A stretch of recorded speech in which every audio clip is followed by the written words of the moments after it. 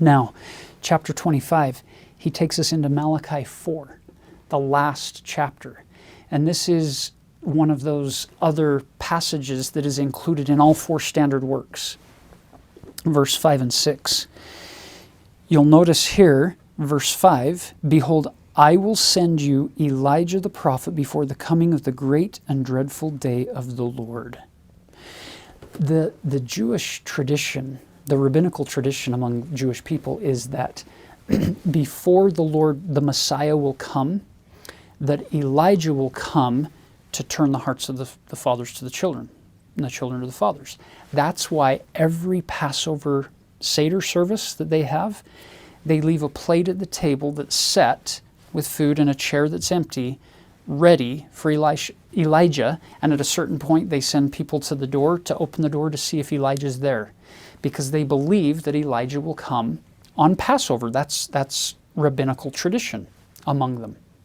And it's been that way for millennia. Here's the interesting thing. On April 3rd, 1836, in the Kirtland Temple, Elijah did come, and he did bring keys and give them to Joseph Smith and Sidney Rigdon. At the dedication of the Kirtland Temple, you had all of these heavenly ministrations and these keys being passed. Guess what the calendar would have shown you on April 3rd, 1836, if you flipped and looked at a Gregorian calendar? Guess what event was also taking place on April 3rd that year? Yep, it was the first full moon after the spring equinox that year, which is Passover. Elijah did come on Passover, and he did bring keys. What are the keys? Look at verse 6. He shall turn the heart of the fathers to the children, and the heart of the children to their fathers, lest I come and smite the earth with a curse. Brothers and sisters, if you look carefully at this, he says, I'm going to turn the hearts of the fathers to the children, and the hearts of the children to the fathers. Here's the question. Where are you in verse 6?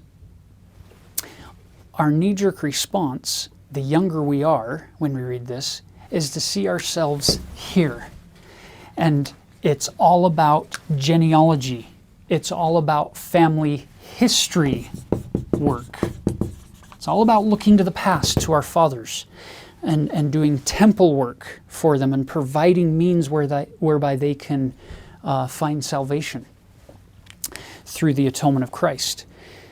The older you get, the more you realize, oh, wait, this goes both directions. He's also turning the hearts of the fathers to their posterity, to their children. Just throwing this out here.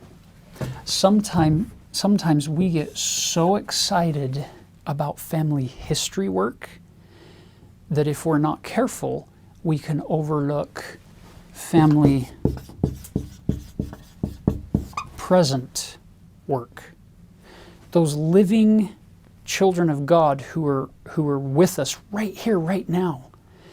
Sometimes we can overlook them because we're so excited about what happened before. And I would just throw out here that one of the amazing things about the gospel of Jesus Christ is its ability to give us this eternal perspective that also included in these keys, binding of the generations, is this notion of family future work, so to speak. So here you are as an individual, and you find yourself at this pivot point between, here we are in the present, between the past and the future, and we're one link in that chain. And we understand that there are people who, for a variety of reasons, don't get the opportunity to be literally biological parents or to adopt children in this life or to get married. God knows all things, and He'll provide means whereby nobody will be denied eternal blessings in this family sense eternally if they keep the covenant now. For some of you out there watching, that's part of your test of mortality, is how to move forward without this kind of a scenario. Now let's go back to this example.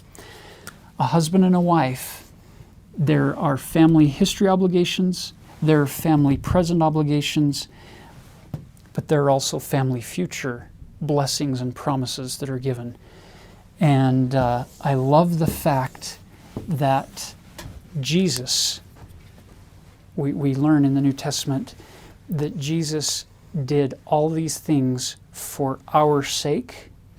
Well, brothers and sisters, if I stop living my life just for me, but I start turning in all directions, I turn to my family history and I try to learn their stories and learn from them, as I try to engage more fully with the family that I have right now around me, and as I think through, wait a minute, things that I do today could actually have an effect on my posterity down the road.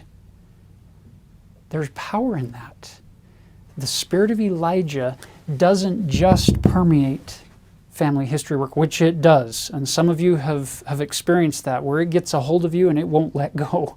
And it's beautiful and it's wonderful.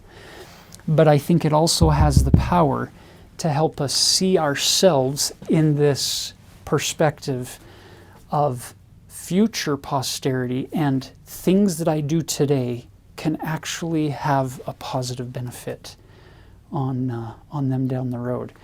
And so I love that Christ is allowing us to see this final 2 verses of the Old Testament in this context with the Nephites and Lamanites, saying, if Elijah doesn't come and bring those keys, the whole earth is utterly wasted.